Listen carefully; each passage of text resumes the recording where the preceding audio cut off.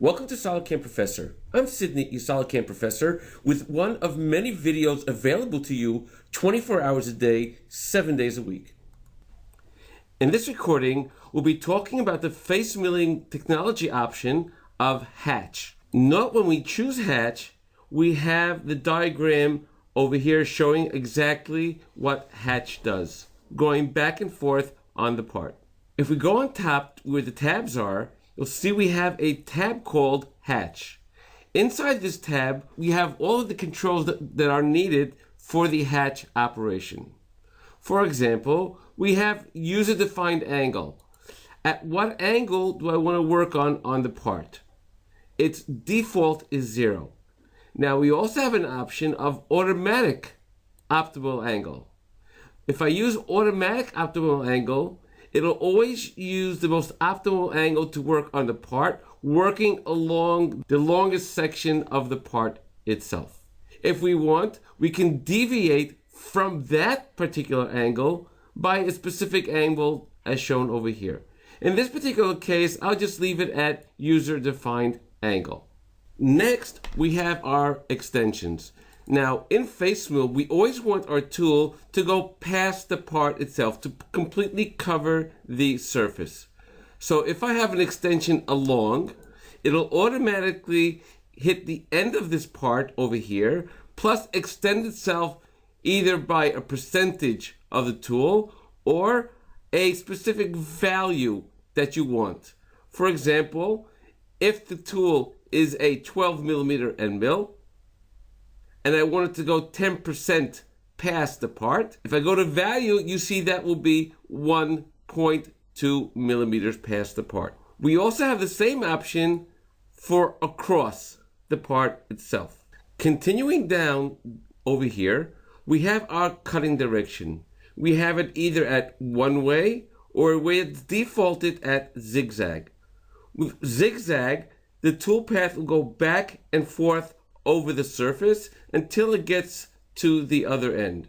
Whereas in one way, it'll work in one direction on the surface, then go up in the air, go back to the other side according to the overlap, and then come back down and then continue working in the same direction. Always working in one direction on the surface. We'll leave it for now at zigzag. One more option we have here are the actual corners. Note that the turn at each area over here is a sharp corner. If I want, I can have it as a fillet. When I have it as a fillet, the actual tool pass will be rounded on the part between each pass over here. This is done just by adding fillet. The corner radius is calculated automatically to give you that proper fillet that's needed over there.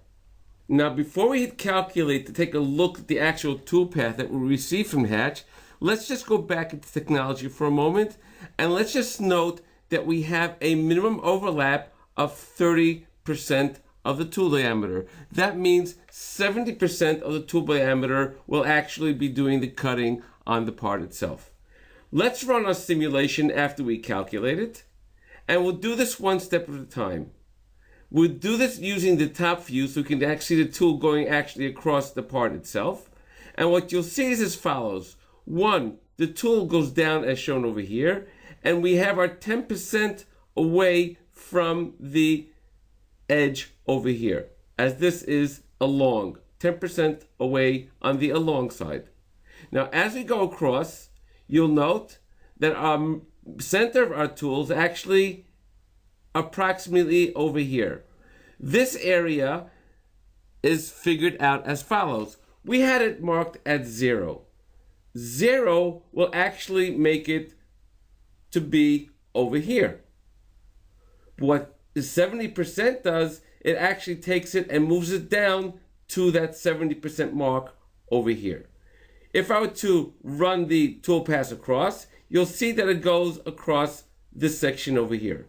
Continuing with the tool pass, you see it goes down to the next step because I did zigzag, and it's going again past the part, always going back and forth on the part itself until it finishes all of its steps across the entire part. Note that the edges over here, since I had them as rounded, actually does a rounded tool pass between each pass.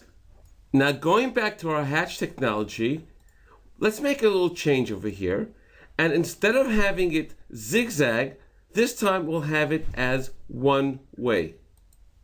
If we move it at one way, and we take a look at our simulation now, and this time we'll take a look at our simulation, the side view. We'll do this one step at a time, and you'll see the tool will go down across the part, now lift itself up above the part, going down again on the other side, moving across that 70%.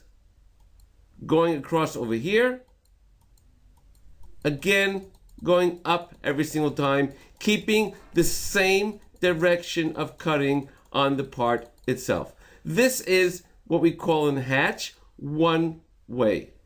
For more videos on SolidCAM Professor, please go to our website www.solidcam.com and look for the tab called SolidCAM Professor.